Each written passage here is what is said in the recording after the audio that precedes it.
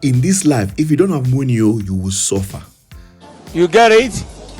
If you don't get it, forget about it. This is the all-new Omoda C9 plug-in hybrid, which is the sportier, more powerful, and more economical version of the standard C9. And in this video, I'll be unpacking all of the key upgrades over the normal variant. If you'd like to see the full review of the C9, then click on the link in the description below. Without further ado, let's get started.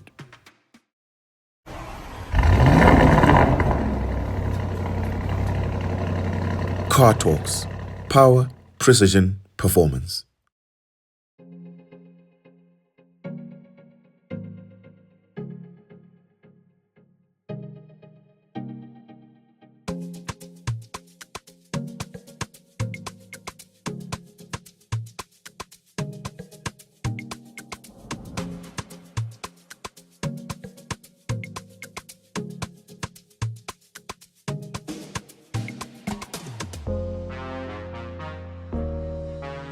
First up, the headline upgrade is of course the hybridization, and under the bonnet sits a tiny 1.5-litre turbocharged inline 4-cylinder engine, which has a smaller displacement compared to the 2-litre that's found in the normal C9. But it has a trick up its sleeve because the C9 PHEV has 4 electric motors, one at each wheel.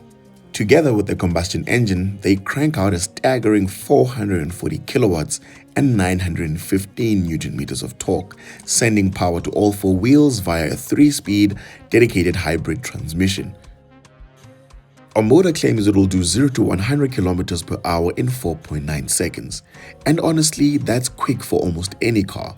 However, with over 400 kilowatts available, I would have pegged it closer to the low 4-second mark, especially given its power-to-weight ratio is more than that of the BMW X3 M50, which does the sprint in 4.6 seconds. But we'll verify the claimed figures if we manage to get this vehicle on test. Guys, can anyone with a PhD in taking POV videos teach me how to take them properly, because mine are always a bit too high, even with the seat at its lowest setting. At this rate, it feels like I need to dig a hole in the driver's seat. The drive is very smooth and comfortable with the electric motors and combustion engine working together in harmony.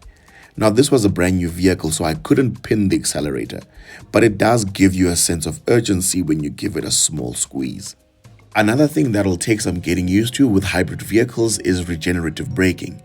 And jumping straight out of a combustion engine into this vehicle, the brake pedal does feel a bit grabby at times, but I imagine that one would quickly adapt to the new driving style. Fun fact, this vehicle is always on, so to get going, you simply fasten your seatbelt and select either drive or reverse on the gear selector. And the reason I mention your seatbelt is because it won't allow you to move without fastening it. I tried. Moving right along, another key upgrade from the normal C9 is of course fuel efficiency. The engine on its own will return a claimed 6.9 liters to the 100, and when coupled with the 34.5 kilowatt-hour electric motors, the C9 PHEV will return a staggering 1,100 kilometers of range. It'll also return 150 kilometers in EV-only mode, which you can turn on in the center console. When it comes to practicality, it's worth mentioning that this plug-in hybrid has the same claimed boot capacity of 660 liters as its non-hybrid siblings, which came as a surprise to me, but then I realized that the normal C9 comes with a full-size spare wheel, which this does not. So that made more sense to me. Ultimately, you're not losing much on practicality when choosing the plug-in hybrid version, which is a really nice touch. Other subtle tweaks on the hybrid version include a blue C9 badge to let them know you're in the top of the range, red brake calipers, and a cream Napa leather interior with Alcantara roof lining. When it comes to the competition, its most natural competitor is the BMW X3 30e, which starts at a price of 1.26 million rands, but only offers half of the power at only 220 kilowatts. We were also meant to get the Mercedes-Benz GLC 300e in South Africa towards the end of last year, which would have been another competitor to this, but I haven't seen anything about it in their official South African website. But be that as it may, I know for a fact that a plug-in hybrid GLC would have been even more expensive than the BMW X3. So it's quite clear to me that you're getting a lot more for less in the C9. And if reliability is a concern, Omoda have thrown in a 10-year, 1 million kilometer engine warranty for the first owner. Last but not least is of course pricing and the cost of ownership. But before we do that, if you're enjoying these videos, then do well to leave a like, comment, share, and subscribe so that we can continue getting opportunities such as this one and bring them to your screen. The plug-in hybrid is priced from 999,000 rands, which is basically a million rands.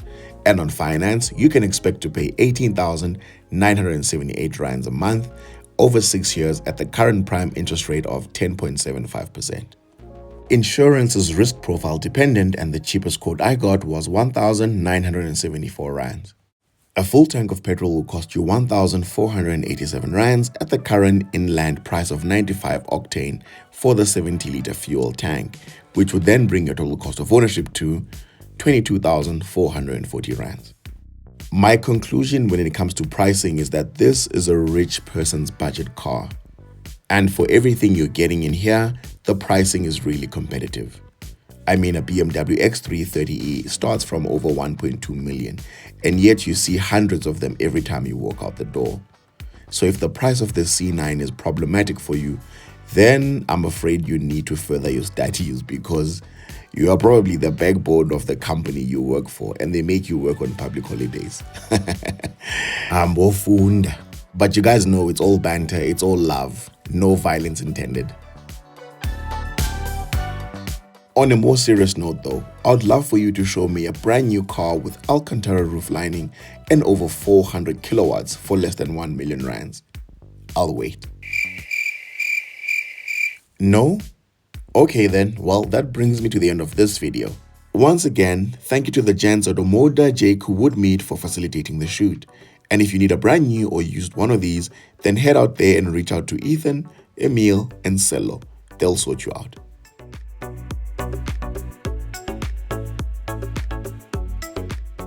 Oh, and before I forget, next week I'll be publishing the VW Polo Life TSI DSG review. The C9 plug-in hybrid won this week's poll, so I had to release this video first, but you don't want to miss the Polo review as well. Until next time, take care.